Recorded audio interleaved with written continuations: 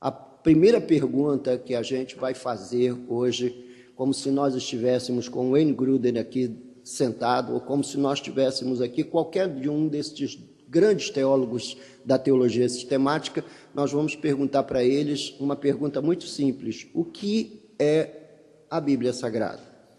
Eu não sei o que a Bíblia significa para você. Eu não sei como a Bíblia, ou que lugar a Bíblia tem no seu coração. Quantos de vocês têm o bom hábito de ler a Bíblia diariamente? Todo mundo tem? Glória a Deus. Eu me lembro que quando me converti, eu li rapidamente a Bíblia. Comecei a ler antes de me converter.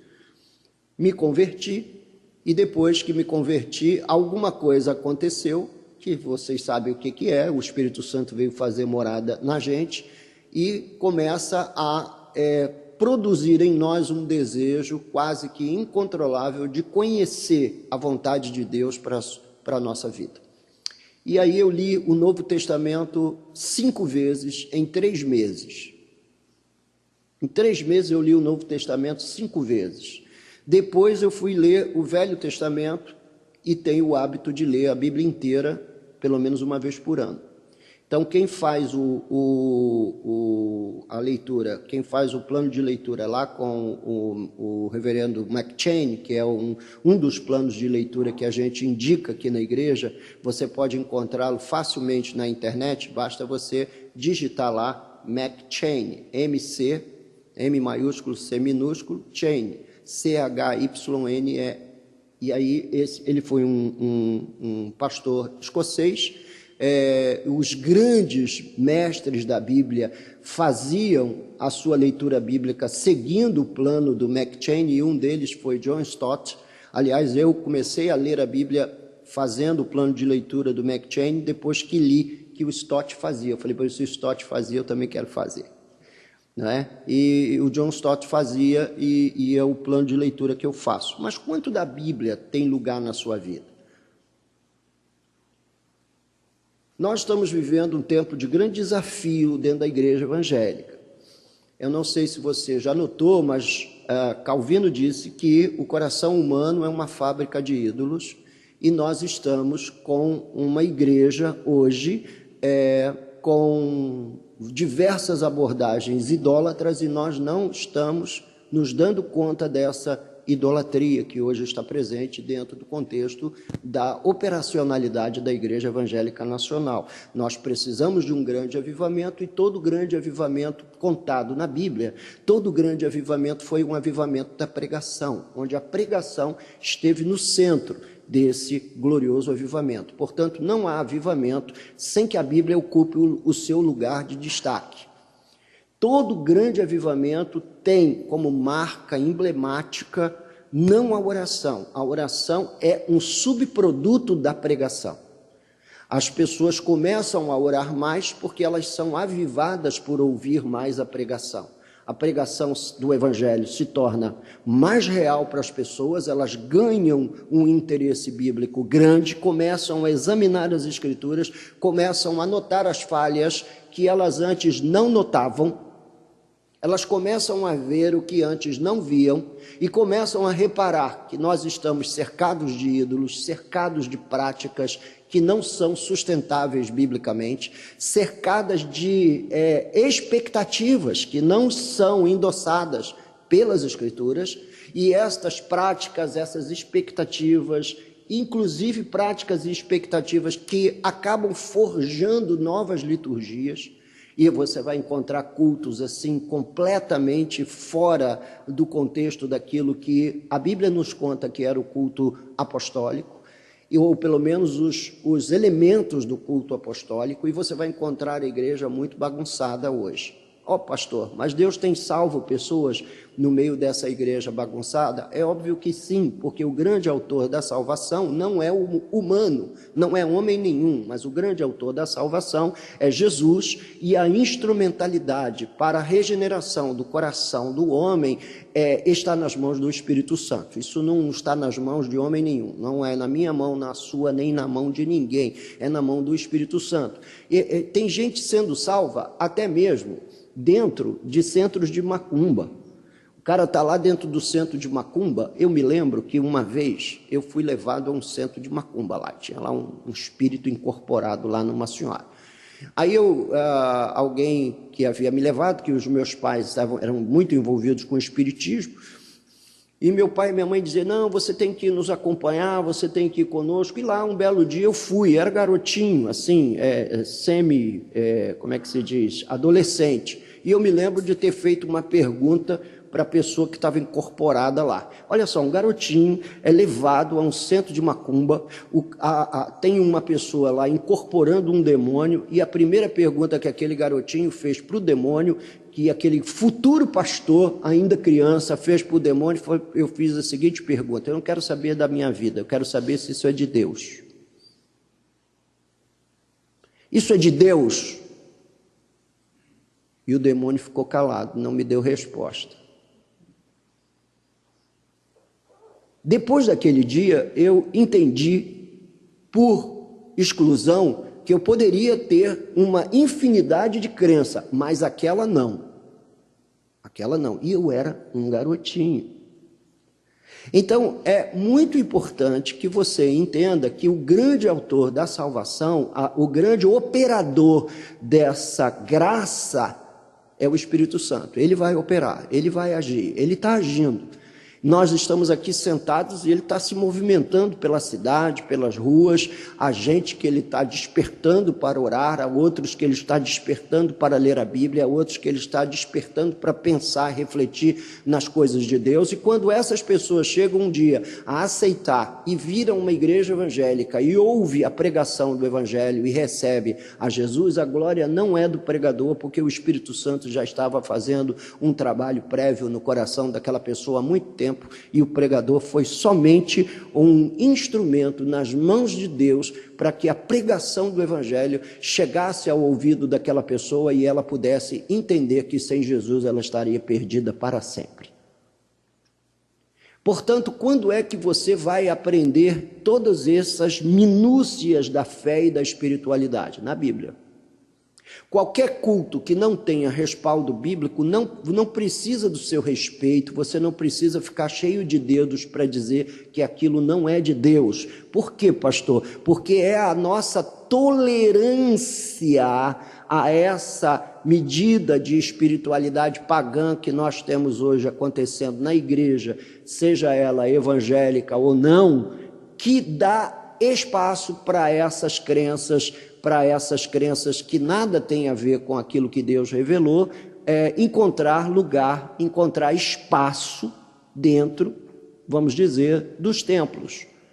Aí então, muita gente acaba engolindo uma série de doutrinas que não podem ser endossadas, uma série de práticas que não podem ser sustentadas biblicamente. Uma vez um pastor que estava envolvido num movimento de cair, sabe como é? O camarada a pessoa vai na frente, o fulano impõe as mãos e o cara cai. Aí dizia que o fulano estava caindo sob o poder de Deus, que aquilo era uma operação do Espírito Santo. Eu estava sentado com ele numa sorveteria e peguei a minha Bíblia, que eu ando sempre com a Bíblia, agora facilitou muito porque eu ando com várias Bíblias aqui no telefone, não é? E aí eu peguei naquela Bíblia com 66 livros e dei na mão dele e diz assim, abra num único texto, onde você pode comprovar que uma manifestação dessa natureza é obra do Espírito Santo.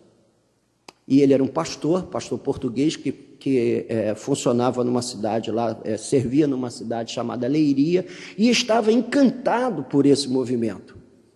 Outros se encantam por movimentos semelhantes. Houve aqui no Brasil, por exemplo, um movimento chamado de Dente de Ouro, que começou aí a aparecer dente de ouro. Vocês são desse tempo? Não, né? Década de 90 aí, né?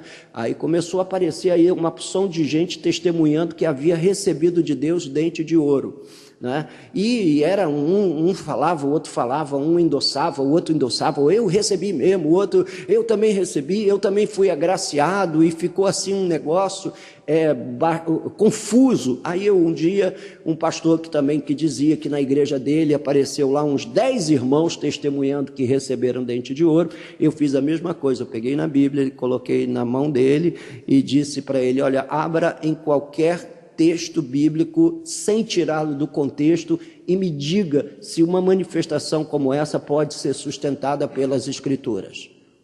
E ele não conseguiu fazer. Por quê?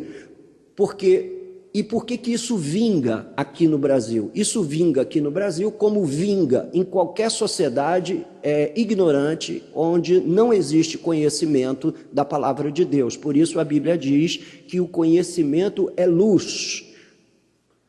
Quando você conhece a palavra de Deus, a sua mente é iluminada, o seu coração é iluminado, você começa então a fazer aquilo que a palavra de Deus ensina, porque nós não temos que nos submeter a nenhum tipo de rito, a nenhum tipo de liturgia, a nenhum tipo de prática que não possa ser rigorosamente bíblica, que não possa ser endossada pelas Escrituras.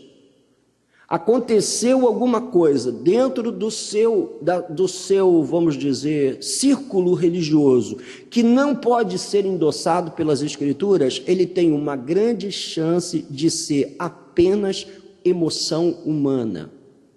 A segunda grande chance é de ser algo demoníaco, para tirar-nos o foco da verdade. E a terceira grande chance é de ser apenas fruto da grande ignorância bíblica desse mundo evangélico, onde uma infinidade de pessoas não conhece a Bíblia Sagrada, não conhece a palavra de Deus. E quem mandou a gente ler a Bíblia foi uma pessoa, foi um fulano chamado Jesus. Esse fulano disse assim: examinai as Escrituras, porque julgais haver nelas vida eterna, e são elas mesmas que testificam de mim. Então, se você quer de fato ter uma relação com a Bíblia eficiente, ouça Jesus.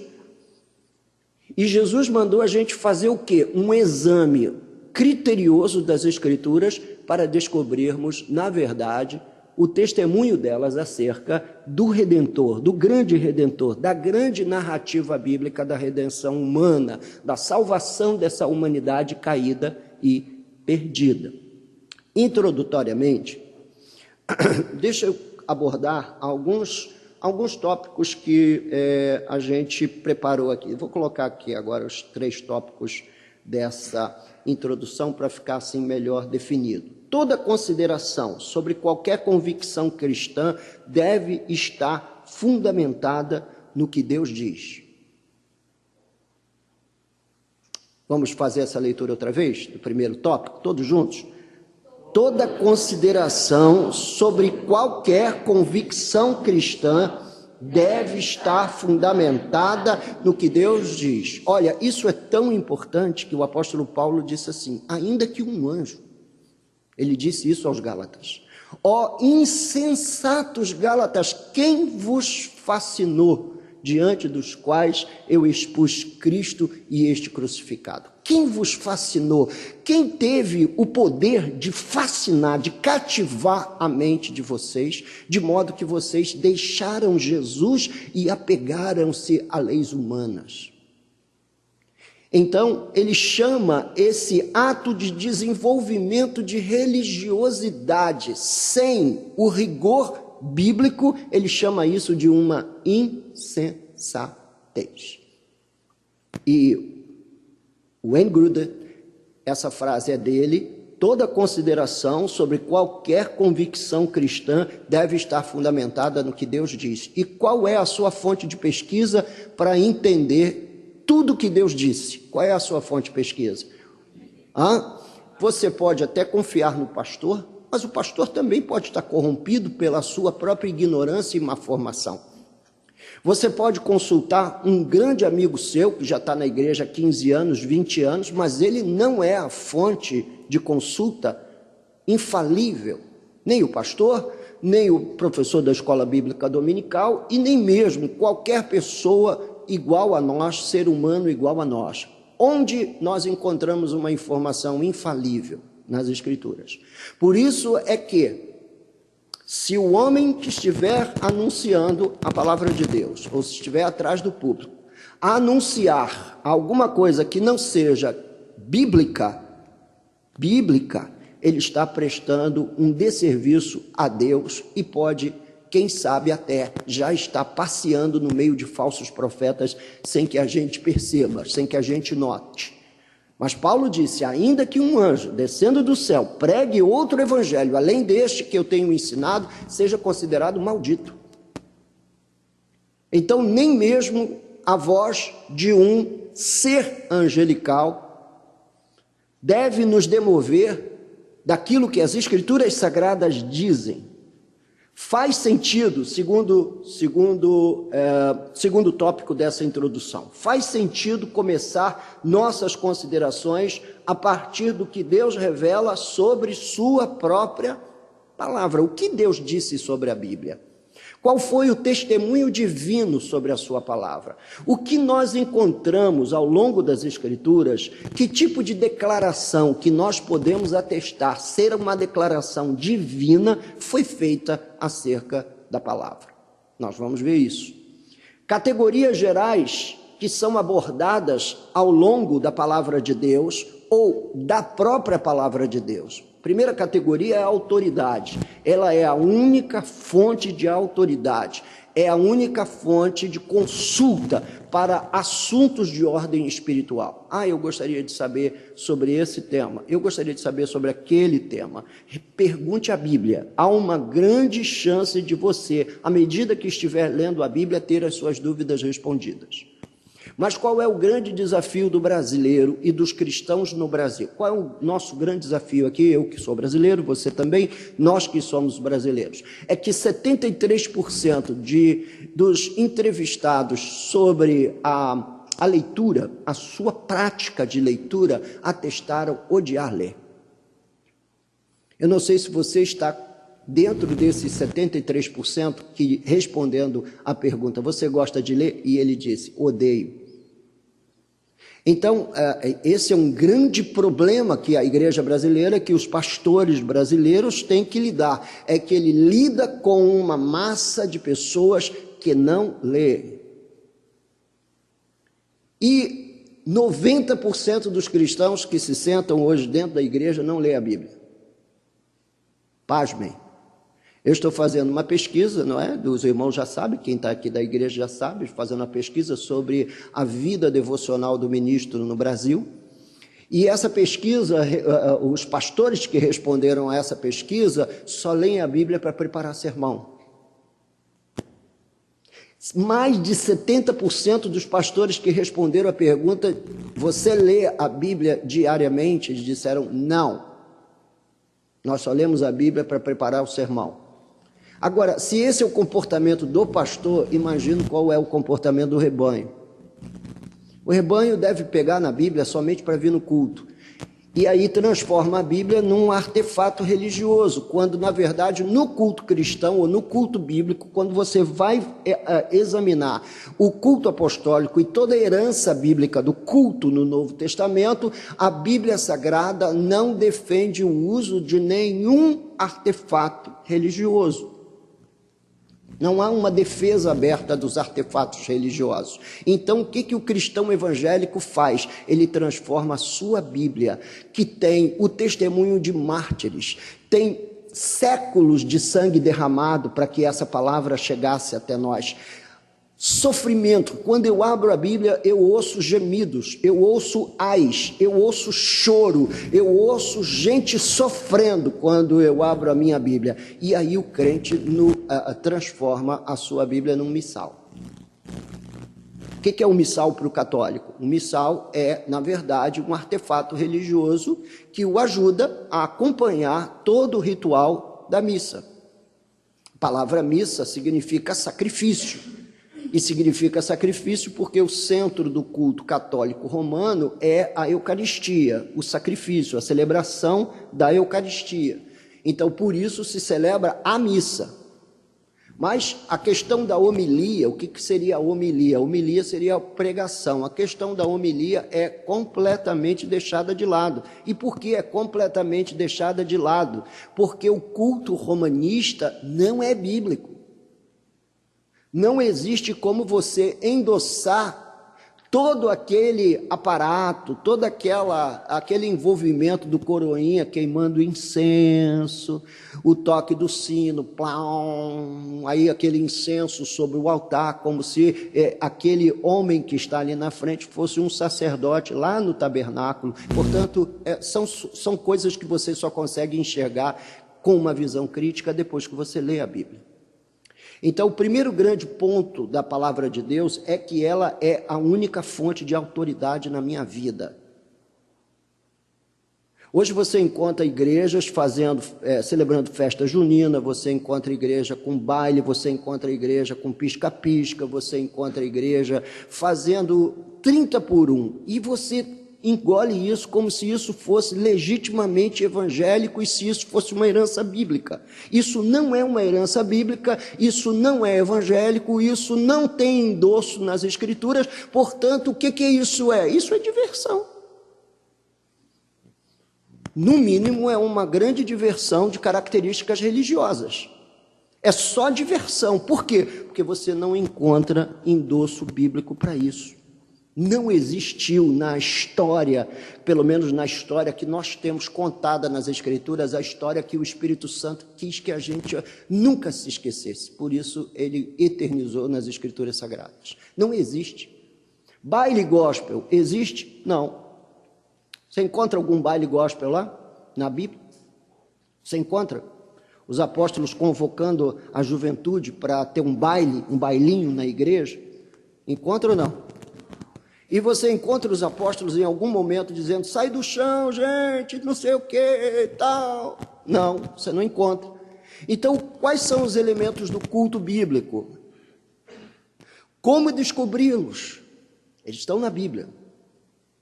E quando você começa a conhecer os elementos do culto a Deus e que estão presentes na Bíblia, porque eles ultrapassaram o tempo, ultrapassaram a história, você começa a cultuar como Deus, quer receber o culto. Deus não quer receber qualquer culto, Ele não quer receber o culto do jeito que você quer prestar. De vez em quando tem um irmãozinho, depois que ele chamado a atenção por alguma coisa errada que ele anda fazendo, ele diz assim, não, pastor, mas eu louvo a Deus do meu jeito. Pois esse é o problema, irmão. A gente não quer que você adore com o seu jeito, a gente quer que você adore do jeito que Deus quer. Mas como é que eu descubro isso? Lendo a Bíblia.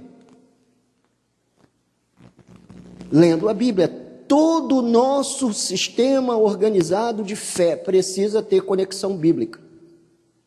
Aí a juventude reúne lá, o pessoal reúne lá, né, para fazer um movimento dentro da igreja, um movimento qualquer que não tem endosso bíblico. Ah, mas é porque hoje, se você não fizer isso, o jovem não vem para a igreja. Mas quem disse que isso é bíblico?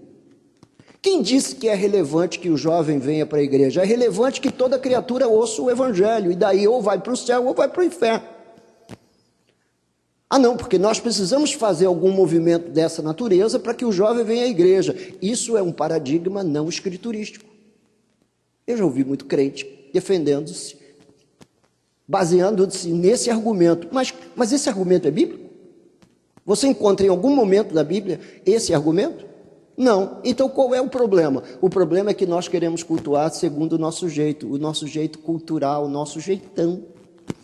Então, para que a gente se satisfaça, tem que ter, por exemplo, tem agora aí uma igreja que eles pintaram as paredes todas de preto, negócio assim até meio, como é que se diz, gótico, né? Meio assim, underground.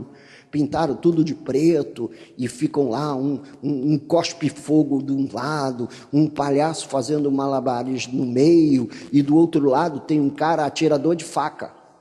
E anexo ao templo tem uma sala de videogame. Aí o líder dessa igreja foi entrevistado e disse, como é que você faz tudo isso? Baseado no quê? Não, porque se eu não fizer tudo isso, a juventude não é despertada.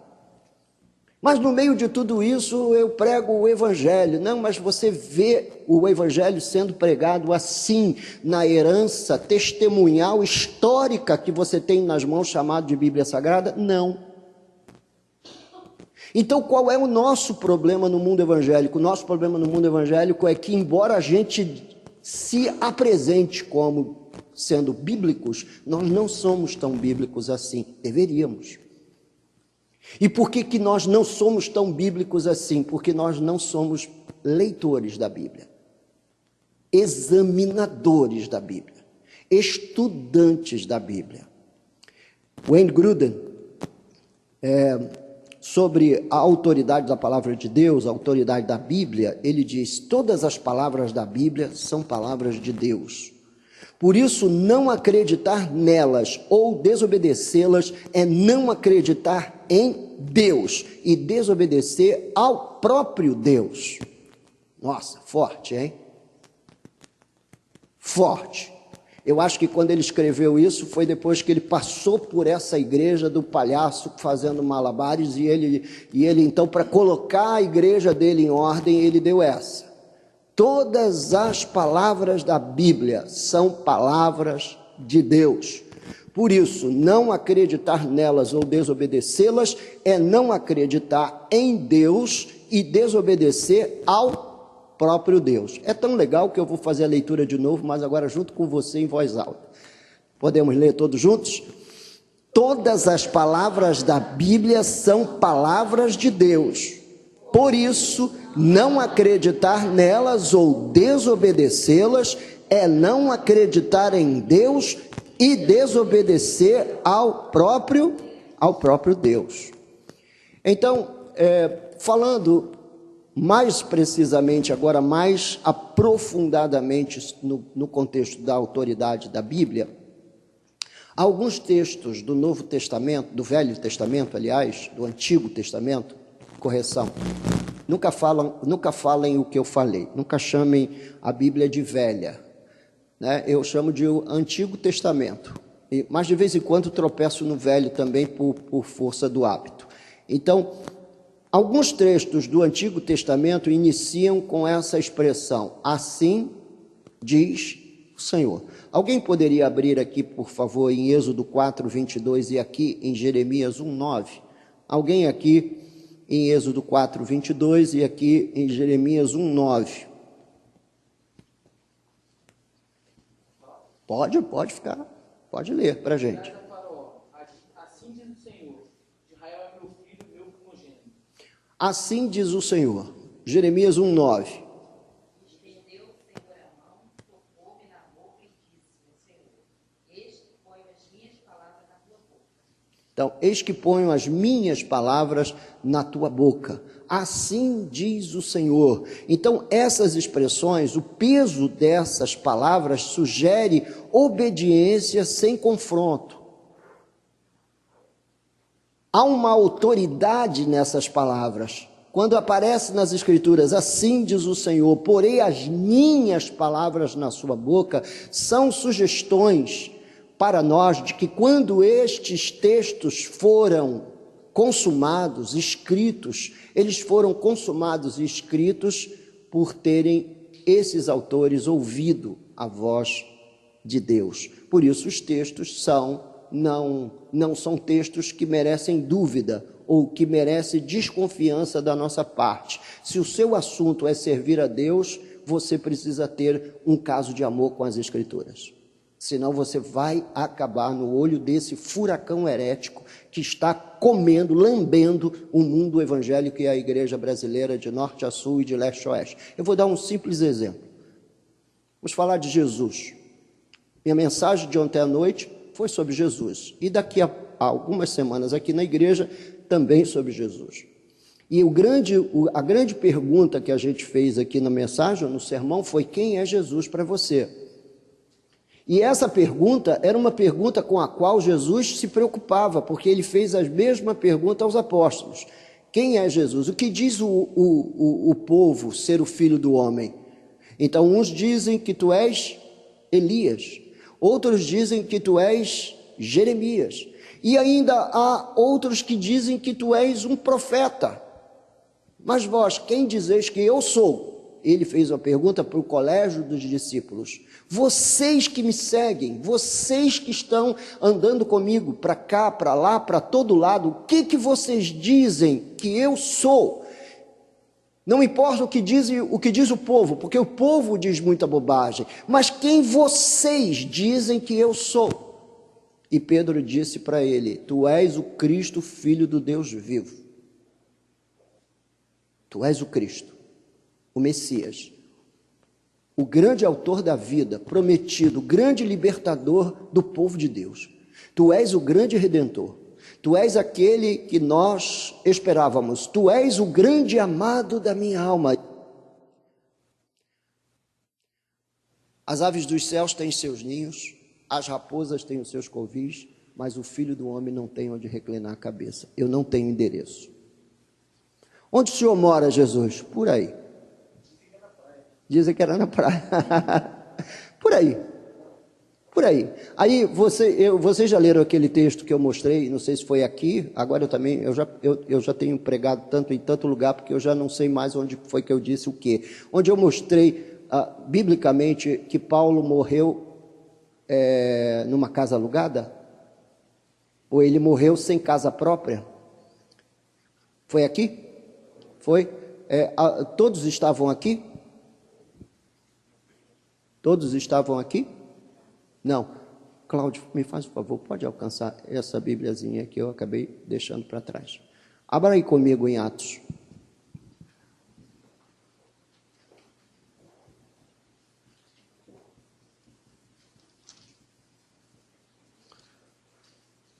Atos, capítulo 28 e versículo 30. Mas eu quero que você leia alto para você nunca esquecer isso. Porque se existe um cristão que nós admiramos, é o apóstolo Paulo, não é, meus irmãos? Nós citamos o apóstolo Paulo em todo culto da gente. Em toda reunião a gente está falando de Paulo de alguma maneira. Aí o que diz aqui no capítulo 28, verso 30?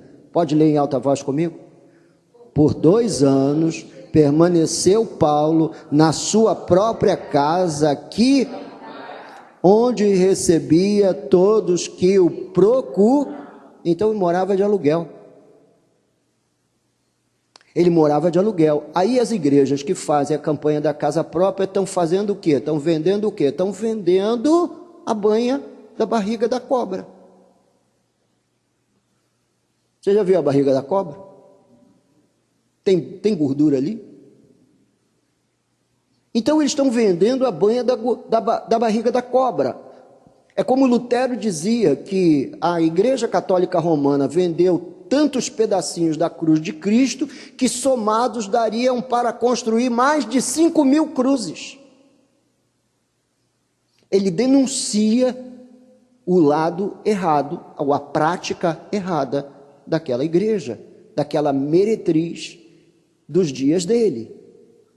Portanto, se vamos cultuar a Deus, temos que cultuá-lo biblicamente, porque essa palavra tem autoridade. Cada palavra que foi escrita aqui é de Deus. E se você crê em Deus, você tem que examinar cada uma dessas palavras. Abra comigo em 2 Timóteo, capítulo 3, versículo 16. E o primeiro que encontrar, pode abrir, por favor. Onde esse cara chamado Paulo, ou esse cara... que falta de respeito com esse gigante da fé cristã, pastor. Perdoa, Senhor, chamar ele desse cara, porque eu sou tão íntimo dele, porque eu sou íntimo dele, porque eu leio a Bíblia sempre, estou sempre lendo Paulo, então parece que ele é um amigo que está assim, muito pertinho de mim, né? Eu conheço aquela cabeça dele. Aliás, um detalhe muito importante, histórico, que vocês jamais deveriam esquecer: Paulo era calvo. Então, ele não era calviniano, mas ele era calvo. Então, nunca falem dos calvos, respeitem os calvos, porque na minha confraria eu tenho ao meu lado o apóstolo São Paulo. Não, e, biblicamente, comprovadamente, não é o profeta Elias. O profeta Eliseu. E não brinquem com os calvos, porque o último que brincou com o profeta calvo veio a ursa e lambeu dele, comeu ele, vivo.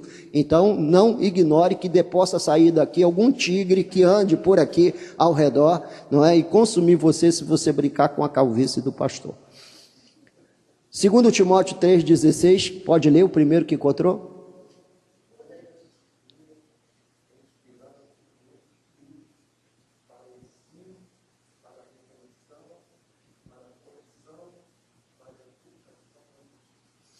Quanto da Escritura é inspirada por Deus? Toda. Então você vai encontrar dentro também do meio evangélico acadêmicos que levantam a tese de que não é toda a Escritura que é inspirada por Deus. Levantam a tese de que o dilúvio é uma história mitológica, levantam a tese que o livro de Jonas é uma história mitológica, levantam várias teses de que a Bíblia Sagrada, afinal, ela não é toda inspirada por Deus, que ela contém inspiração e não é pura inspiração. Pode.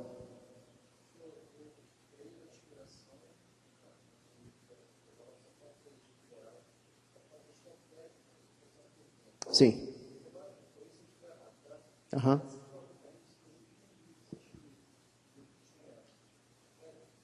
Aparentemente sim.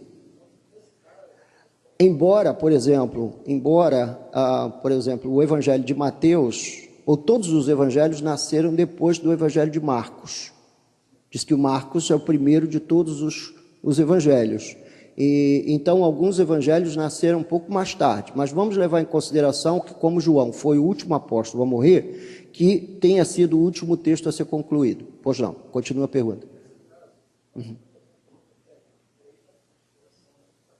Sim.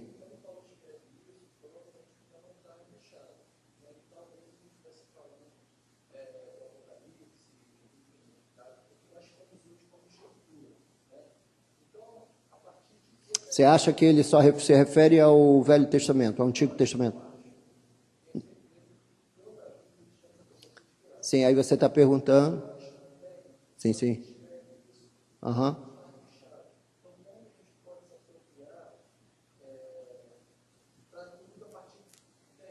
Estou entendendo. Estou entendendo. Só que não existe uma resposta técnica para isso. Não existe. O que existe é isso aqui. Abra comigo. Vamos tentar responder as dúvidas também baseado nas Escrituras. Abra sua Bíblia aí comigo na carta aos Hebreus.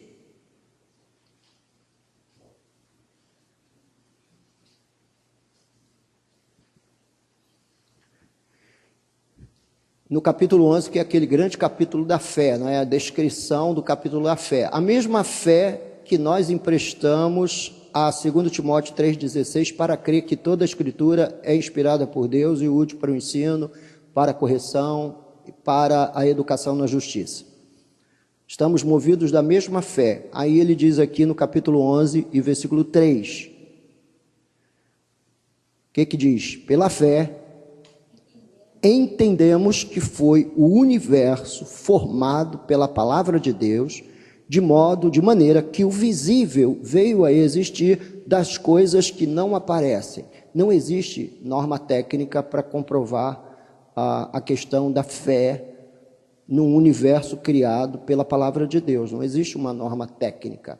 Então é nisso que entra a fé. Aquela mesma fé que a Bíblia diz que sem ela é impossível agradar a Deus. Então é fé. É fé. Nem tudo você encontra um caminho comprobatório técnico. É fé. Eu creio. Muitos textos foram escritos tanto no período apostólico quanto pós-apostólico. Mas nem todos estes textos compilados pode ser chamado de cânon sagrado por força da própria doutrina que defende. Então, a arrumação do cânon tem uma certa, vamos dizer, coerência linear doutrinária, e é por isso que é tão importante estudar teologia sistemática. Por quê? Porque a teologia sistemática pega as doutrinas e insere em cada uma dessas doutrinas essa, vamos dizer, inspiração linear do Novo Testamento e do Velho Testamento, do Antigo Testamento. Mas eu digo assim, falando de doutrinas cristãs, essa coerência linear que aparece em toda a Escritura. Então, foi daí que se entendeu que era um livro, vamos dizer, inspirado pelo Espírito Santo, porque não houve contradição doutrinária, não havia uma contradição doutrinária naqueles textos. Então, não havia sugestão para adorar outros deuses, não havia sugestão de vilipêndio à pessoa de Cristo. Por que a gente não insere o Evangelho de Judas, por exemplo? Porque há um vilipêndio à pessoa de Jesus, ele levanta a ameaça, vamos dizer, a dúvida de que Jesus não era tão santo assim, afinal ele era um ser humano como outro qualquer e teve um caso sexual com Maria Madalena. Então, que Maria Madalena era amante de Jesus. Como é que você pode inserir um texto desse no cânon? Que vilipendia, que desrespeita a figura de Cristo. Então, todos os textos que nós encontramos no cânon, podemos dormir tranquilos. Foi um exame cuidadoso, por gente muito capaz, que encontrou linearidade na revelação bíblica. Agora, existe uma infinidade de bons livros, defendendo a autoridade, a inspiração, a grandeza, a glória das Escrituras Sagradas que eu posso indicar, caso o irmão deseje aprofundar-se um pouco mais no assunto.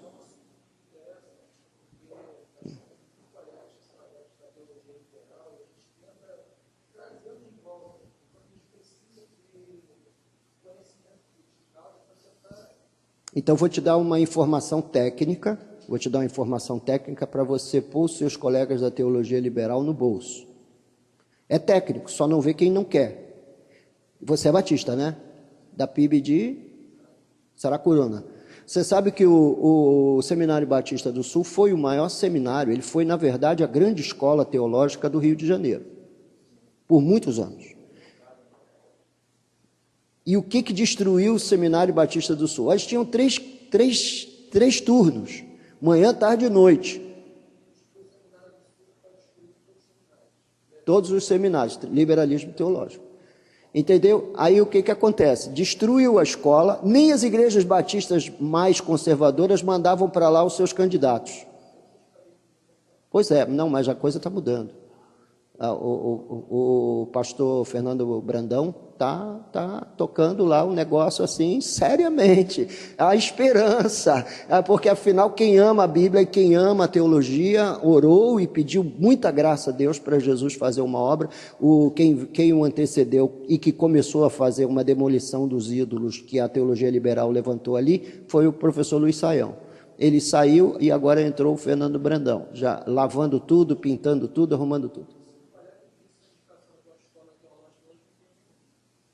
Não, eu tenho, Martin Bilser, no Rio de Janeiro, lógico. E depois o IBRMEC, onde eu dou aula, é muito bom, faça as suas matrículas, vai lá e faz a sua matrícula. Não, ele tem sucursais e tem polos aqui no Rio, um deles na igreja, na ex-igreja de um mais do que um amigo, um irmão do coração, ex-pastor do meu amado irmão aqui, pastor Judiclei Santos. Na Betel de Mesquita, sim senhor. Tem um polo lá. Falar isso, eu posso botar essa internet. Pô, tu vai fazer o propaganda do concorrente aqui, rapaz? Vai ter um congresso de teologia, nosso primeiro congresso de teologia, vai estar lá o Nicodemos. Augusto Nicodemos. Pastor Judiclei falou, na Betel. Vão ser abertas daqui a uma semana ou duas. Olha, e aí agora deixa eu falar também que vai ter a nossa teodoxa do ano que vem, o Wilson Porte deve estar com a gente. E Judiclei Santos, que é figurinha carimbada na teodoxa, ele não... fica lá.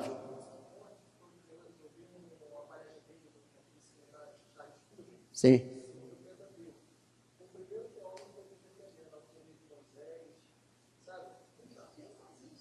Não, mas você acha que todo mundo vai ser salvo? Se todo mundo vai ser salvo, quem é aquela meretriz sentada na besta lá no Apocalipse? Quem é ela? Ela é essa igreja caída, essa igreja apóstata, essa igreja que não cumpre com os mandamentos de Deus e com a palavra de Deus. Então, há um remanescente, há alguém defendendo o evangelho, há alguém pregando o evangelho, não é muito. Essas igrejas, você não vai encontrar dança de salão, você não vai encontrar a juventude com dança de rua, você não vai encontrar nada disso. A única coisa que você vai encontrar nessas igrejas é Bíblia. Bíblia, Bíblia, Bíblia, Bíblia, Bíblia. Então, aqui na igreja tem o seguinte, quando o cara se cansa da Bíblia, mostrando que ele não é um eleito mesmo, é um perdido, ele só veio aqui para atestar a perdição dele. Então, ele veio, sentou, ouviu o evangelho e está perdido. Aí disse assim, essa igreja é muito chata. Como uma vez um irmão chegou para mim e disse assim, essa igreja, pastor, só tem Bíblia. Ele disse, mas se você quer mais, não é aqui, eu não tenho autoridade para te dar mais do que a Bíblia. Eu não tenho essa autoridade, eu gostaria de ter. Lógico que eu gostaria de oferecer na bandeja mais do que a Bíblia, só para ter mais gente. Mas eu não quero isso, meu negócio não é ter mais gente, meu negócio é pregar o Evangelho. E o Evangelho põe gente no céu e põe gente no inferno. Então, aí vem o meu calvinianismo. Os eleitos vão para o céu e os não eleitos vão para o inferno, independentemente do meu esforço, ponto final, parágrafo, não tem parágrafo, é ponto final mesmo. Desculpa, Rodolfo, né? Ô Rodolfo, desculpa.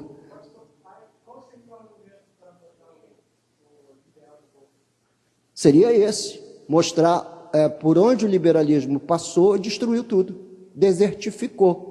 Então, por exemplo, olha para a Europa, não tem igreja evangélica viva na Europa. Quer dizer, não tem, tem lá uma militância remanescente lá, mínima. Você chega na Holanda, por exemplo, na igreja de Andrew Kuyper, talvez um dos maiores teólogos reformados que a reforma já produziu, ele foi primeiro-ministro da Holanda. Você chega na igreja de Andrew Kuyper, agora é um restaurante e uma pequena livraria.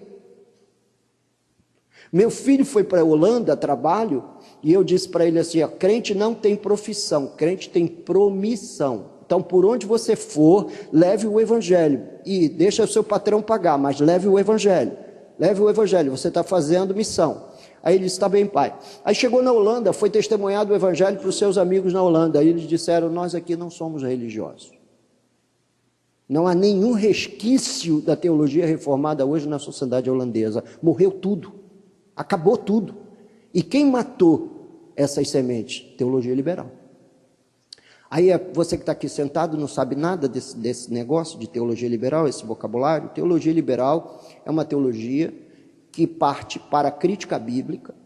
Eles não entendem, ou não aceitam o método histórico-gramatical de interpretação bíblica, o método histórico-gramatical hermenêutico. O que é o método histórico-gramatical? Esse texto está aqui escrito, ele ocupou um lugar na história, ele tem um objetivo.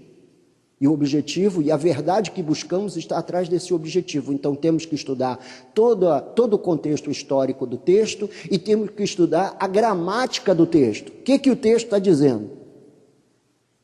Aí o liberal diz assim, não, aí usa uma teoria chamada de desconstrucionismo. O que é o desconstrucionismo? Desconstrucionismo é o seguinte, o texto está escrito, mas ele tem várias interpretações, depende de quem lê. Então, a interpretação do texto não está no objetivo do autor, mas na maneira como o leitor o lê. E esse negócio de desconstrucionismo é verdade mesmo, o negócio é verdade. Os caras dizem lá que você lê o texto e a maneira que você entendeu é uma das verdades. O texto não tem uma verdade só, não. Então, ele começa a dizer que há muitas verdades. Chama-se desconstrucionismo. Olha, tudo bem, eu vou abrir para perguntar, mas eu preciso, senão esse curso não vai ser 23 lições. Pode me escorar, escreve a pergunta, me escora no final do culto, que eu não tenho hora para sair daqui. Posso ficar aqui com você até meia-noite. Minha esposa é muito paciente e minha sogra, coitadinha. Posso seguir? Não, mas vai lá, faz a sua pergunta, vai lá.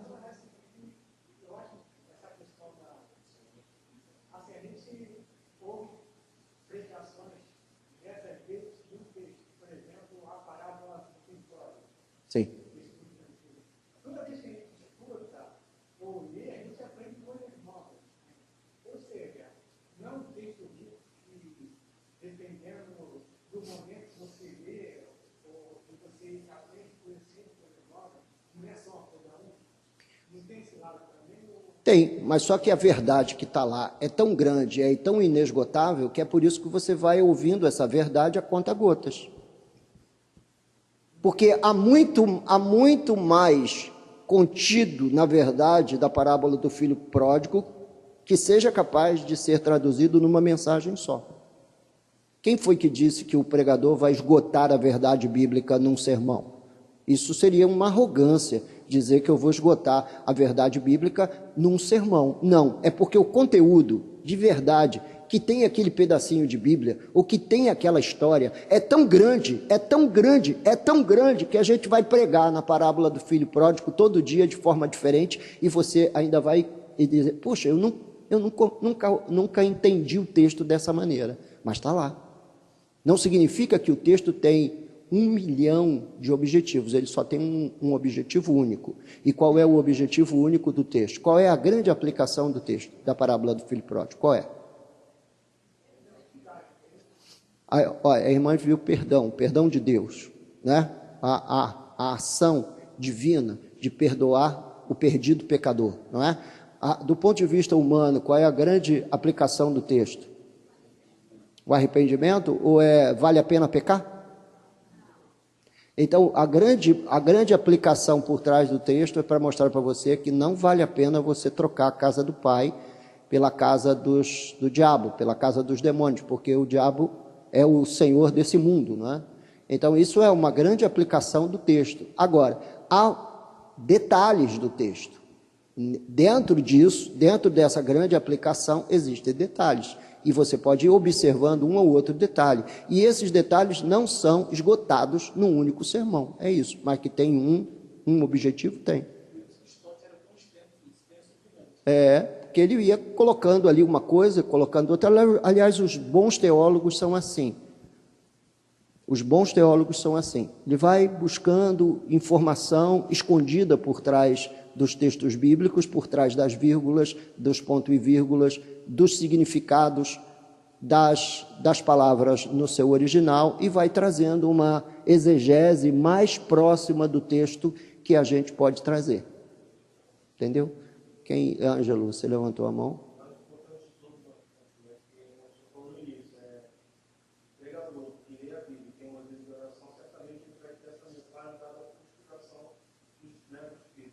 Sim.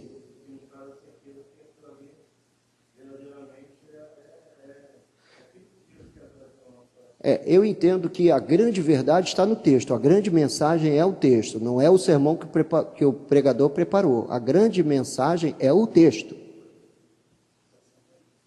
A inspiração está ali, a inspiração não é sua, a inspiração é divina. O pregador é só um instrumento. O pregador é um replicador. Por isso que a Bíblia diz que você, depois de ter cumprido tudo, você ainda é um servo inútil. Você viveu uma vida de grande obediência. No fim, você não pode se gloriar da sua obediência. Por quê? Porque você só fez o que o Senhor mandou. Então, o que o servo inútil, eu sou um servo inútil. Meu negócio é pregar, e pregar o texto, pregar o que está no texto. Então, é por isso que eu não vejo Jesus banqueiro, Jesus agenciador de imóveis, eu não vejo Jesus terapeuta. Eu não vejo Jesus terapeuta na Bíblia.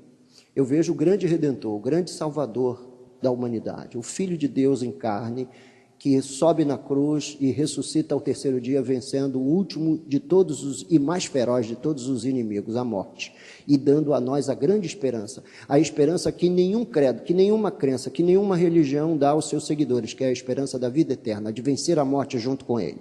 Por isso, naquele grande dia, quando a última trombeta tocar, os sepulcros se abrirão, a terra dará aos seus mortos, o mar dará aos seus mortos.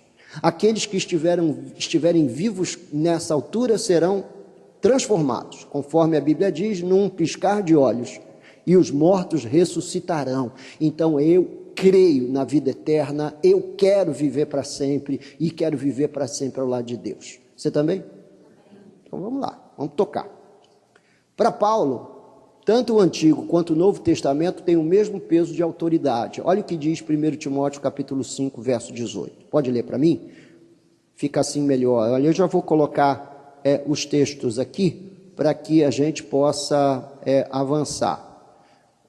Um abre em 1 Timóteo 5,18, o outro abre em Deuteronômio 25,4, um outro abre em Lucas 10,7 e um outro abre em João 14,26. Vamos lá. Para Paulo, o Antigo e o Novo Testamento têm o mesmo peso de autoridade. 1 Timóteo 5,18. Alguém pode ler?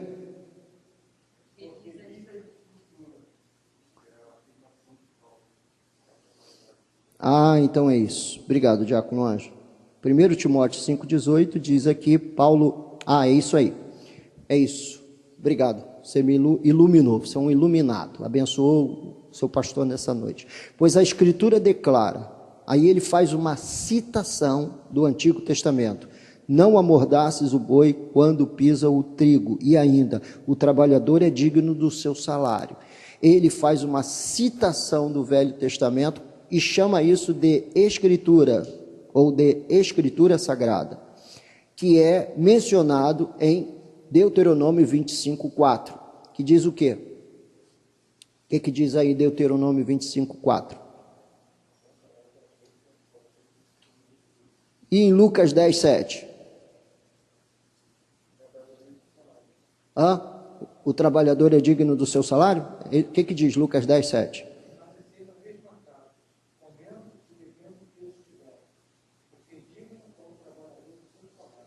Pois é, então a segunda parte do versículo de 1 Timóteo 5,18, que o digno é o trabalhador do seu salário, é endossado é um endosso neotestamentário do texto do Velho Testamento. Essa é a ideia passada aqui. Então, observe como ele chama... desculpe se eu estiver rápido demais. E isso ficou claro? Ficou claro isso? Ou não? O apóstolo Paulo mencionar na sua carta, em 1 Timóteo 5,18, um texto do Velho Testamento, chamando esse texto do Velho Testamento de Escritura, ou seja, texto inspirado por Deus. E ele usa esse texto para falar de que é digno o trabalhador do seu salário, e nós encontramos outros textos no Antigo e no Novo Testamento, fazendo essa jogada, não é? O velho endossando o novo, ou o novo, aliás, endossando o velho, e chama isso tudo de Escritura. Portanto, tanto o Velho quanto o Novo Testamento é Escritura Sagrada. Observe como ele chama as duas partes do verso como Escritura. Está aí nas minhas anotações. Observe como ele chama as duas partes do verso como Escritura. Então, ele cita em 1 Timóteo 5,18, Deuteronômio 25,4, que também é endossado em Lucas 10,7 como sendo Escritura Sagrada. Observe o verbo lembrar em João 14,26. O que diz aí?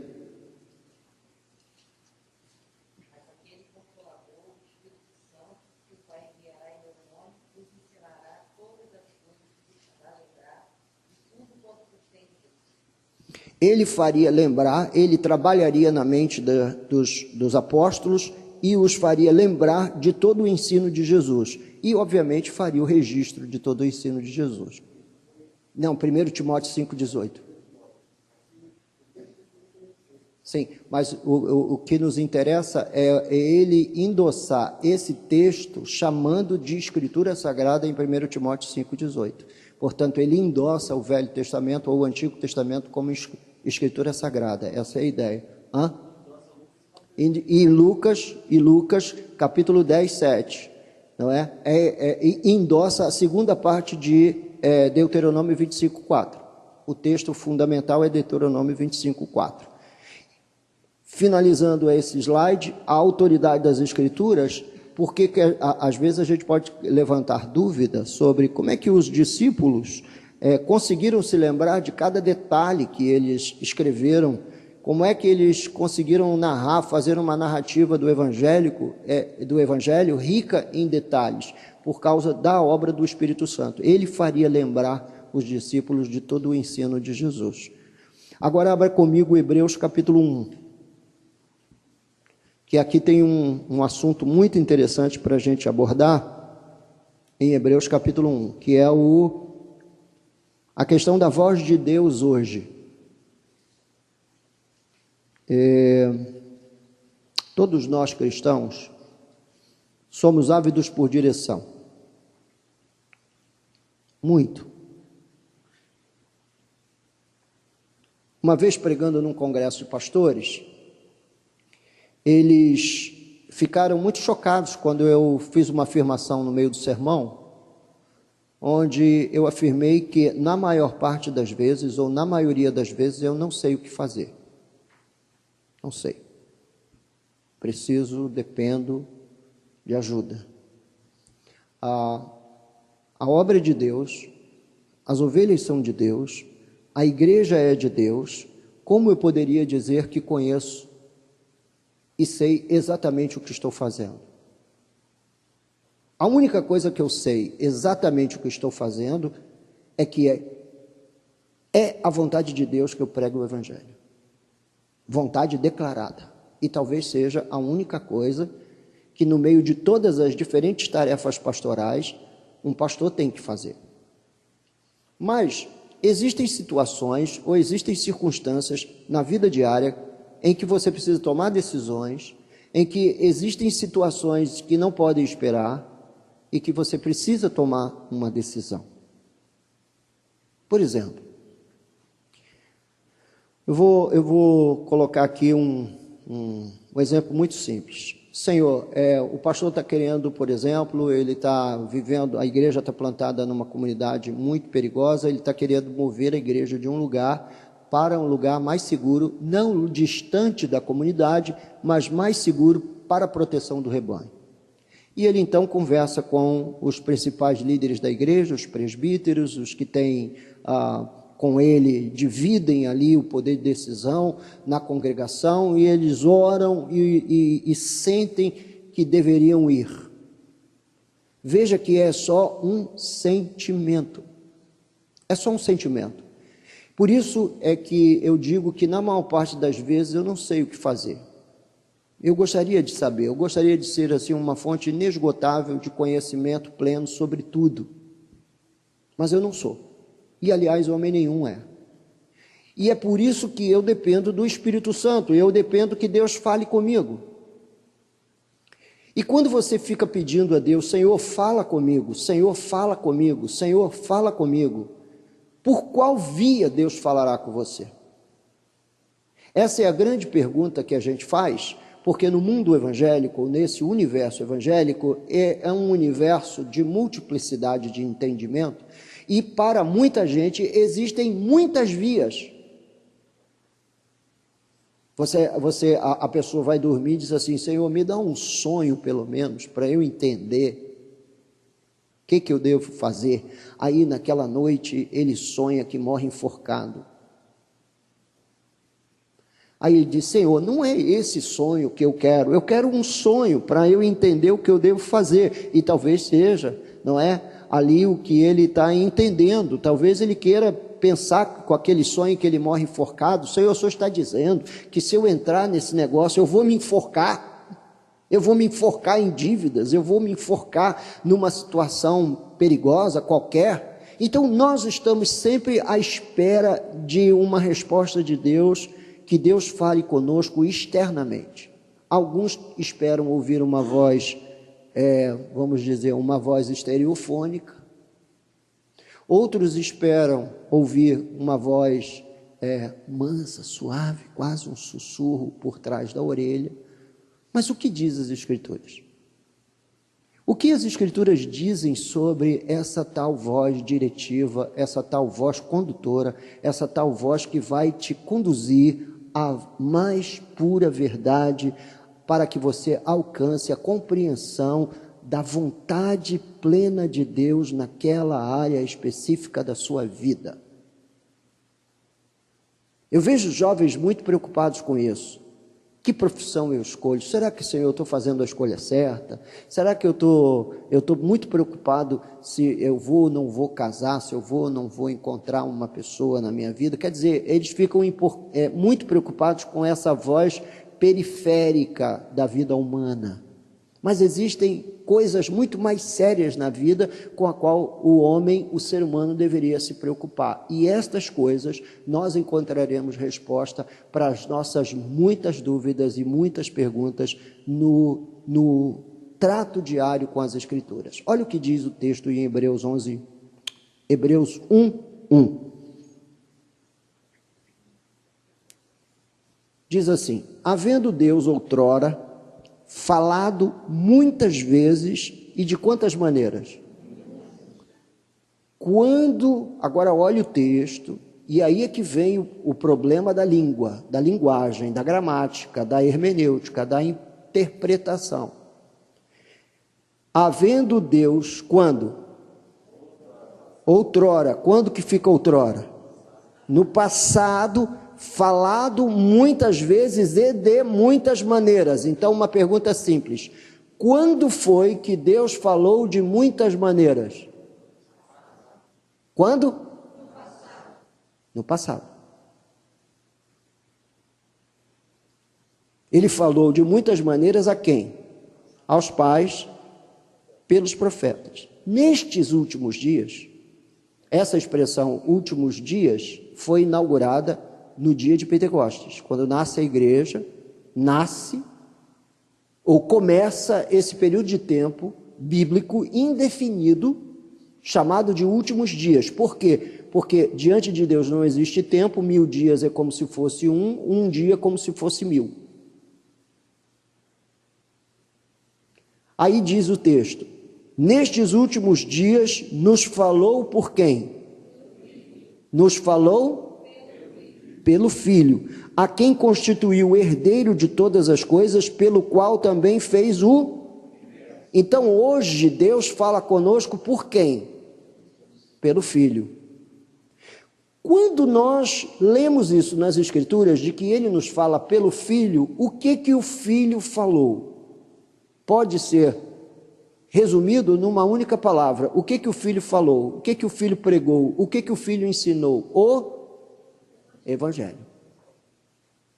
Então seja um examinador do Evangelho. Você vai encontrar muitas direções para a sua vida. Por trás da parábola do filho pródigo, eu encontro muitas direções na minha vida. Pois não?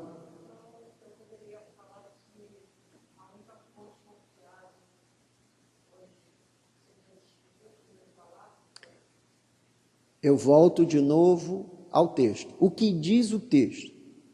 Quando que Deus falou de muitas maneiras? E hoje, como é que Ele fala? Isso. Ele vai falar pelo Evangelho, Ele vai falar tudo que é importante para a sua vida está no Evangelho. No Evangelho está a lição de que você não deve trocar a casa do Pai pelo mundo, não está? Então, qualquer tipo de ideia que você tenha na sua cabeça, que tenha qualquer tipo de vestígio mundano, esqueça. Ele nos fala pelo Filho. Ele vai nos falar pelo Filho.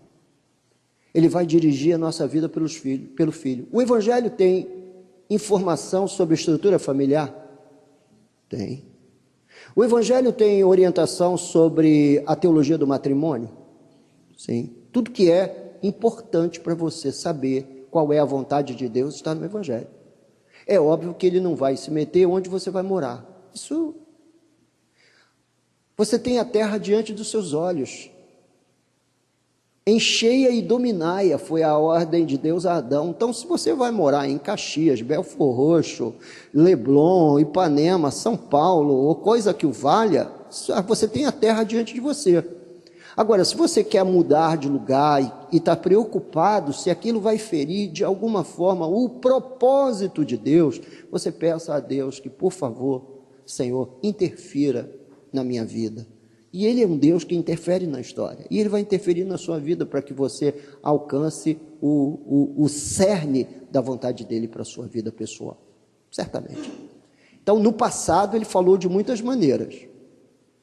Mas hoje, Ele fala pelo Filho. É difícil aceitar isso? Olha para o universo evangélico e como é que o universo evangélico faz a leitura da voz de Deus. O universo evangélico diz que você pode ouvir a voz de Deus, ou que a voz de Deus, ou Deus fala com você de muitas maneiras. Quando a Bíblia diz que ele fazia isso, sim. E ele vai citar, o pastor ou quem está na frente da igreja vai citar diferentes textos do passado. E ele só vai fortalecer a ideia que Deus no passado falou de muitas maneiras. Mas e hoje? Como é que ele fala? Pelo Filho. Quem é o Filho? Quem é o Filho? Jesus. Quem é Jesus? Ele é o Logos de Deus, a palavra que se fez carne. Ele é o grande autor do Evangelho, o grande proclamador do Evangelho, o grande mestre que fundamentou o Evangelho. Então vamos examinar o Evangelho. Aí o que acontece? Eu vou te perguntar uma coisa, o que é mais fácil? Você dormir e sonhar, ou você acordar todo dia às 5 horas da manhã e colocar o nariz dentro da Bíblia? Sonhar. Deus sabe os seus enquanto não, isso significa, olha aí um texto citado fora do contexto. Olha o problema da teologia aí. Aparentemente, o irmão tem toda a razão. A gente dorme e Deus vai nos dar a direção enquanto dormimos. O que o texto está dizendo é que você é um eleito de Deus, seus dias estão escritos nos livros de Deus, quando você ainda era uma massa informe no ventre da sua mãe, como diz o Salmo 139, e enquanto você descansa em Deus, Ele vai conduzir a sua vida. A ideia do texto ali é uma ideia de descansar em Deus, é não ser abalado, não sofrer a ansiedade do tempo, não, porque isso eu aprendi agora, esse fim de semana. Eu dividi o púlpito com um pastor que é psicólogo, foi uma guerra, porque ele psicologizava a palestra e eu evangelho, ele psicologizava e eu evangelho, meu Deus, foi uma guerra, foi uma guerra mesmo, mas ele disse uma coisa legal que eu entendi. O que é ansiedade? Ansiedade é quando você tem um desejo enorme de tornar o futuro presente. E o que é depressão? Depressão é quando você traz o passado para o presente. Então, ansiedade é você trazendo o futuro para o presente, e depressão é você trazendo o passado para o presente. Eu falei, isso eu posso aproveitar, o resto não. Uma coisa boa. Sim.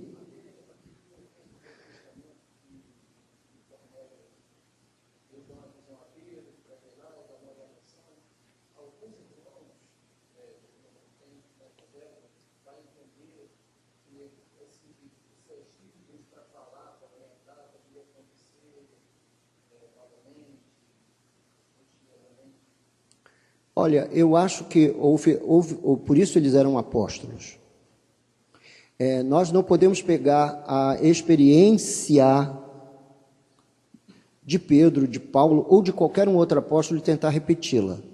Isso é uma falha, vamos dizer, clara na vida da igreja, porque senão nós teremos uma porção de gente tendo as mesmas experiências. Por exemplo, alguém aqui teve a mesma experiência de João, de ver e de ouvir o Apocalipse, sabendo ver aquelas visões outra vez? Não. Aquilo fez parte do universo, do mundo apostólico. Por isso eles são chamados apóstolos e por isso não existem novos apóstolos. Esses que se autodenominam não são verdadeiros apóstolos, porque para ser apóstolo tem que ter essa credencial da sobrenaturalidade na construção do plano de Deus. Então, por isso que os escritos de Paulo são escritos inspirados, porque ele, do jeito que ele recebeu, ninguém mais recebeu. Assim como Pedro, assim como João, lá no Apocalipse. Então, eu acredito que aquelas experiências foram experiências emblemáticas. E aquela de Pedro, que depois não se repete em nenhuma outra vez no Novo Testamento, vai se repetir uma experiência semelhante àquela. Deus estava fazendo o quê? Deus estava derrubando o preconceito que o judaísmo havia criado no coração de Pedro. Então aquilo foi uma experiência muito pessoal de Pedro para o alcance de um alvo mais coletivo, que seria o evangelho se universalizar através daquela experiência. Agora, a voz diretiva de Deus, o que as Escrituras dizem, é essa. É esse texto de Hebreus capítulo 11. E é onde eu me guio também.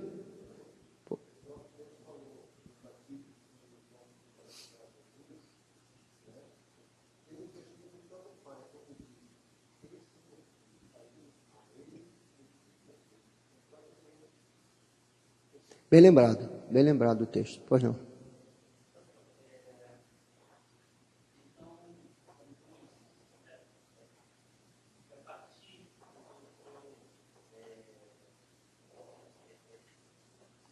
Constrói bem a pergunta, eu só estou lendo a Bíblia. Aham.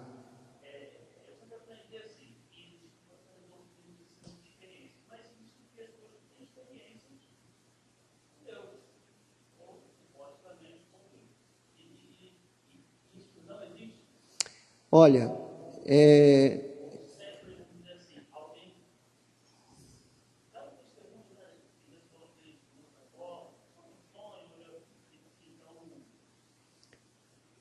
eu vou voltar mais ou menos à pergunta, fazendo você refletir sobre Hebreus 11:1. O que diz Hebreus 1:1?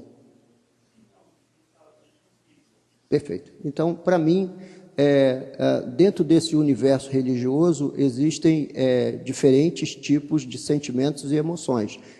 A nossa matriz religiosa sugere isso.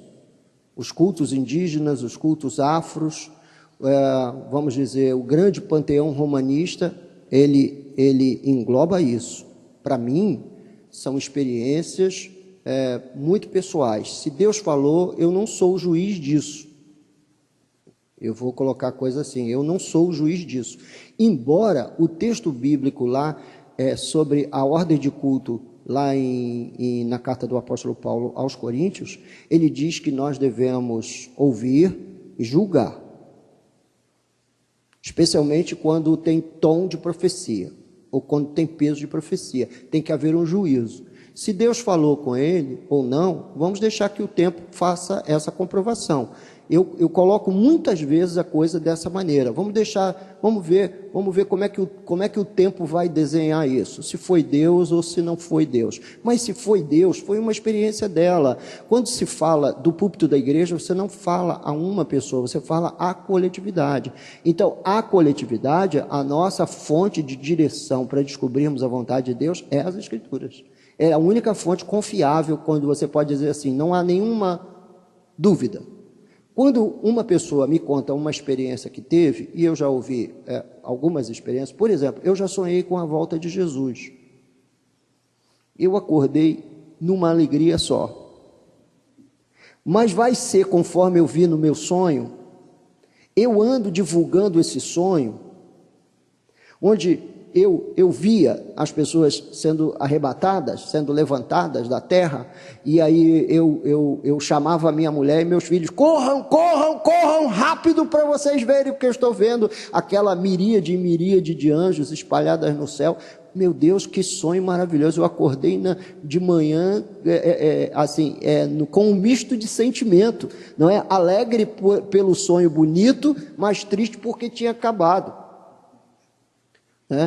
Aí eu não posso basear nesse sonho para dizer para você que Deus falou comigo uma coisa que Ele já falou nas Escrituras. É que aquela mensagem das Escrituras já entrou tanto em mim, mas já entrou tanto em mim que passou do consciente, entrou no inconsciente e está lá, e por isso de vez em quando eu sonho com isso.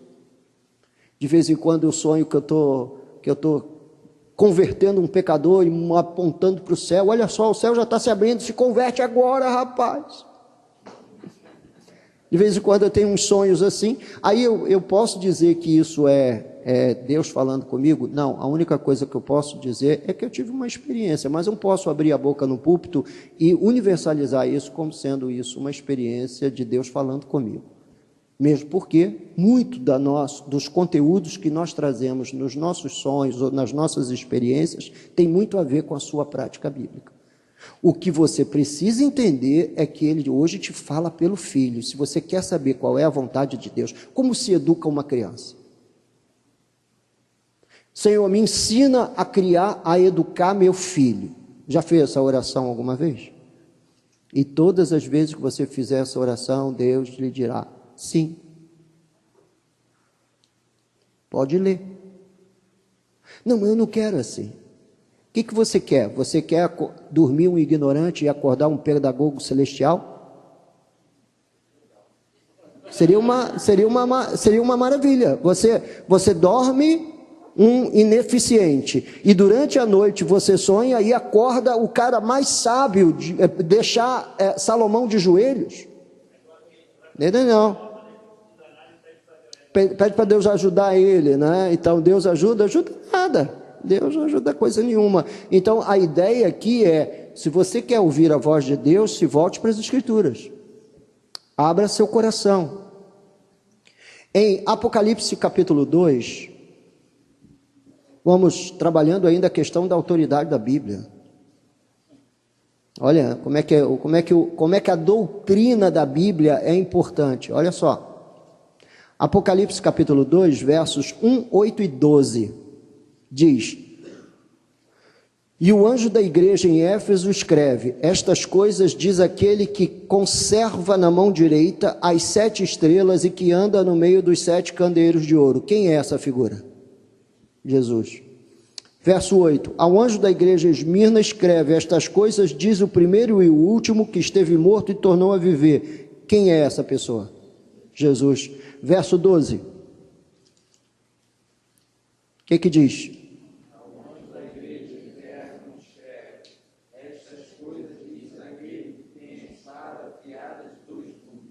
Quem é esse? Então, o que nós podemos entender, linkando esses textos com Hebreus 11:1? Que Deus nos fala pelo Filho. Muito simples. Leia a carta às 7 igrejas e você vai entender que Deus nos fala pelo Filho. Pelo Filho, por Jesus. Fale o Senhor Jesus ao meu coração e se cale todas as vozes. Fale Jesus ao meu coração e que todos os sonhos, ou experiências, ou visões, ou coisas da natureza vá direto para o ralo. Eu não quero isso, eu quero a voz do noivo, a voz de Jesus, a voz que dirigiu a igreja, a voz que chamou a atenção da igreja, a voz que conduziu a igreja. Então nós cristãos deveríamos ter avidez pela voz de Jesus, pelo conhecimento do Evangelho. É que nós não somos judeus, nós só pegamos algumas coisas da cultura judaica enquanto somos leitores da Bíblia. Mas a cultura judaica, por exemplo, quando um menino servia aos pés de um mestre, como Paulo serviu aos pés de Gamaliel, ele é chamado de um talmidim. Talmidim. Ele é um discípulo. Os velhos mestres judaicos diziam que o discípulo deve ter sobre seu rosto a poeira da sandália do seu mestre. Poeira da sandália do seu mestre. Andar tão perto do mestre, de modo que a poeira da sua sandália grudasse na sua face. Pois é assim que eu quero andar com Jesus.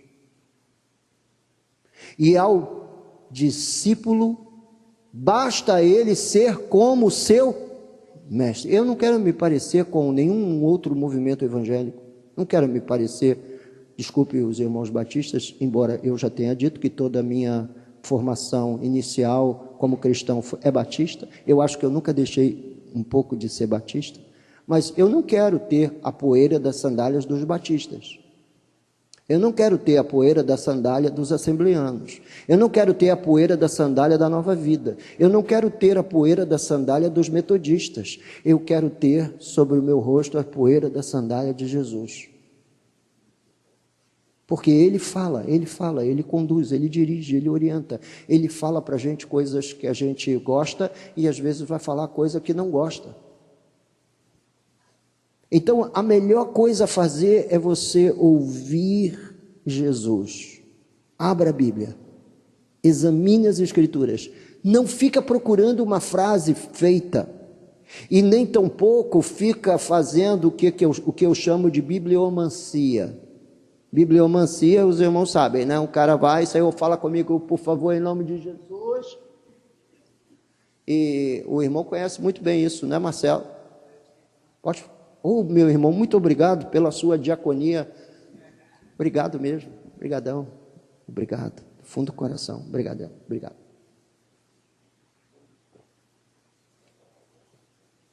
Obrigado pelo exercício da diaconia. Então, voltando ao ponto. Quando a gente quer, de fato, ouvir a voz de Deus, sem nenhum ruído, nós precisamos ouvir Jesus falar com a gente. E onde a gente ouve Jesus falar com a gente? Nas Escrituras. Não procure uma frase, não procure uma palavra. Leia o Evangelho, entenda o texto, e no entendimento do texto, terá uma orientação clara para você. Quando, por exemplo, Jairo vai chamar Jesus e diz, Senhor, vem e põe a tua mão sobre a minha filha, porque ela está extremamente doente para morrer. E Jesus diz para ele assim, eu vou contigo. No meio do caminho, acontece um evento sobrenatural. Lembra qual foi? A mulher do fluxo de sangue, que toca em Jesus e é curada pelo toque. Jairo está ouvindo tudo e vendo tudo. Sua fé está sendo trabalhada. E Jesus chega na casa de Jairo e levanta aquela menina morta com aquelas palavras, Talita cumi, menina, eu te ordeno, levanta-te. O que você aprende do texto? Que você tem que levantar todos os mortos? É isso que você aprende do texto? Olha, eu li hoje de manhã a ressurreição da filha de Jairo, então hoje eu vou pedir para pregar nos cemitérios e vou ressuscitar todos os mortos em todas as capelas. É isso que você vai entender? Então, o que você entende ali? Você entende ali que todo pai desesperado, quando tem um problema sério com o seu filho, ele não bate em outra porta. Ele vai diretamente procurar Jesus. É isso que o texto está dizendo. E quantos pais desesperados existem ou já existiram? E hoje com a ideologia de gênero e com todo esse movimento que existe nos dias de hoje, é para cada um de nós pais ficarmos com o cabelo em pé. E quando nós estamos preocupados, o que diz o Evangelho? Corre até Jesus. E se no meio do caminho ele morrer, creia que o poder está todo nele. Deposite sua confiança integralmente nele, totalmente nele. Senhor, tu podes fazer os milagres que eu não consigo fazer. O que o texto diz? O texto diz outra coisa? Não. O texto diz que a caminhada de um pai desesperado, às vezes, precisa ser fortalecida com atos sobrenaturais, para ele ver o poder de Deus em operação e não mergulhar na incredulidade. O texto diz isso. O que você entende daquele texto? Por exemplo, eu já estou pregando, eu não estou... Pode. Por exemplo, aquele texto que diz, Jesus foi interrompido pelos saduceus, dizendo, uma mulher era casada com um homem. Esse homem morreu, e como a lei diz, ela tem que ser recebida como esposa pelo segundo irmão. O segundo morre. O segundo morre. E pela lei ela tem que se casar com o terceiro irmão. E assim foi até o sétimo irmão. que você entende desse texto? Ele pergunta: Senhor, na ressurreição, de quem ela será esposa?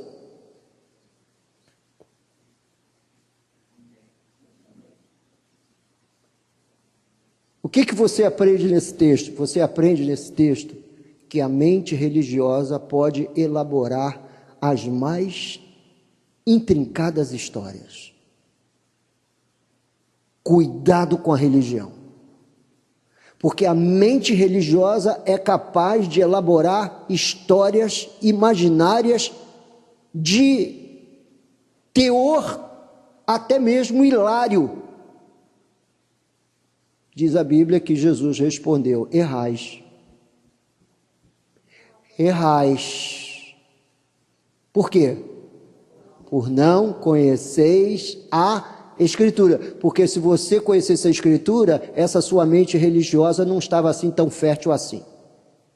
Por isso que esse negócio, viu, irmão? Por isso que esse negócio, o cara dizer que teve aquilo, olhou aquilo, teve a visão, teve não sei o que, recebeu isso, um sonhou com aquilo, etc., e acordou com uma palavra divina, você tem que colocar muito ponto de interrogação nessa situação. Por quê? Porque a mente religiosa é capaz de elaborar histórias das mais estapafúrdias.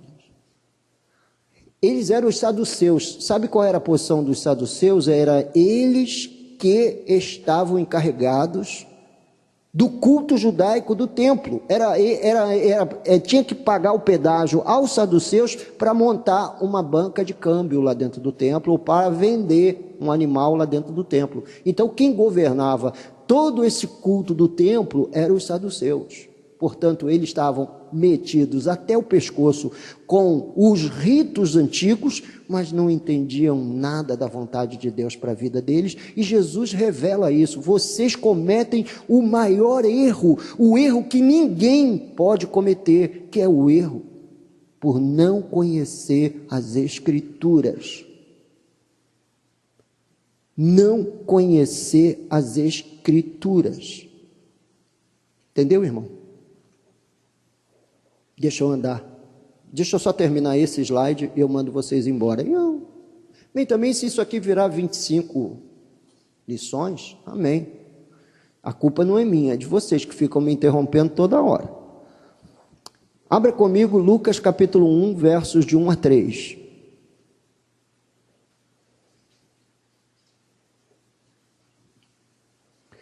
Em Apocalipse capítulo 2, verso 1, verso 8 e verso 12, a autoridade bíblica pode ser comprovada pelo texto nos dizer que foi uma revelação dos próprios lábios de Jesus. Agora veja o que diz Lucas capítulo 1, versos de 1 a 3. O que diz? Visto que muitos houve que empreenderam a narração coordenada dos fatos que entre nós se realizaram, conforme nos transmitiram os que desde o princípio foram deles testemunhos oculares e ministros da palavra, igualmente a mim me pareceu bem, depois de apurada investigação de tudo desde os origens, dar-te por escrito, excelentíssimo Teófilo, uma exposição em nome. Portanto, o Evangelho de Lucas é fruto de uma pesquisa tão bem feita que ele arrumou o livro de forma cronológica.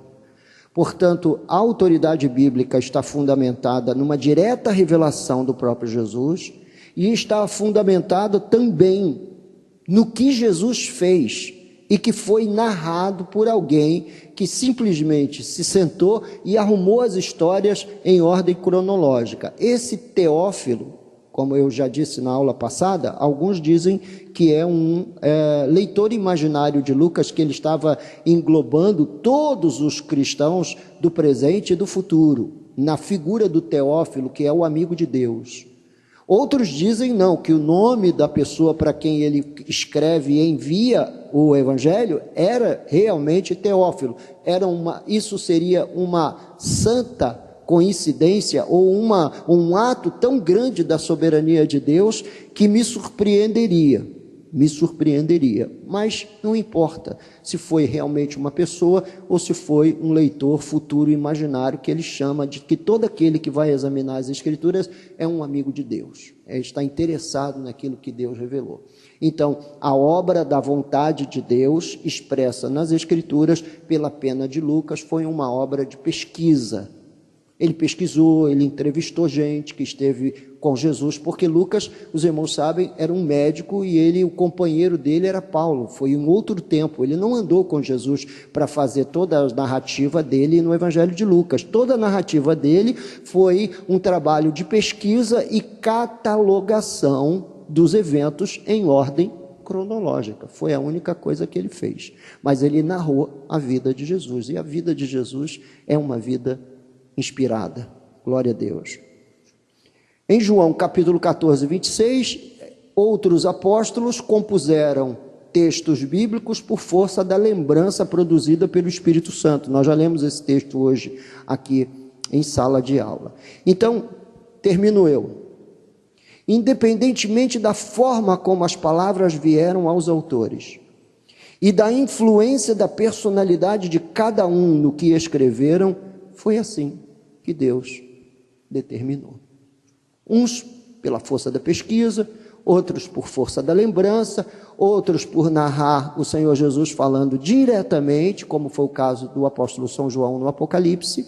Portanto, não importa de que maneira, de que jeito isso aconteceu, o que é o fato incontestável é que nós estamos diante de um texto inspirado, nós estamos diante da palavra do Senhor e deveríamos ter muito temor, reverência no estudo da nossa Bíblia, na leitura da nossa Bíblia. Eu tenho um amigo, o pastor Henrique, que não gosta que nada seja posto sobre a Bíblia. Quando ele falou isso pela primeira vez, eu falei assim, poxa, mas que rigor, né? Mas depois eu fiquei pensando bem e disse sim, realmente, é o jeito dele honrar a palavra de Deus, é o jeito dele dizer, esse conteúdo é significativo para mim. Então, se eu pudesse trazer alguma coisa do rito católico para a igreja, que o protestante é assim, a reforma foi um negócio assim, um grito contra Roma, né? A reforma foi um grito contra o papado, mas se eu pudesse fazer alguma coisa na nossa liturgia que o padre faz na missa católica, é aquele beijo sobre as Escrituras depois que ele lê a Bíblia.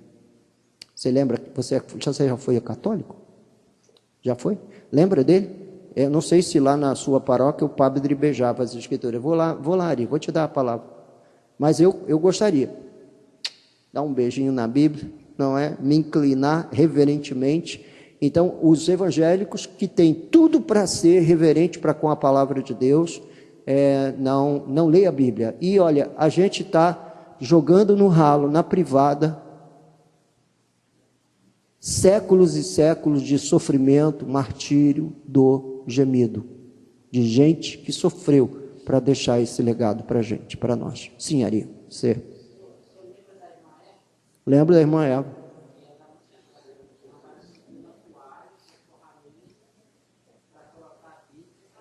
Aham. Só para os irmãos entenderem, essa irmã Eva era uma senhorinha que vinha aqui na igreja, não tinha assim um juízo muito legal não, tinha um probleminha lá, mas como a Bíblia diz que nem os loucos errarão o caminho, quanto mais aqueles que têm só um probleminha. Então a irmã Eva que tinha um probleminha, mas ela era muito rigorosamente temente a Deus e temente à palavra de Deus, rigorosa.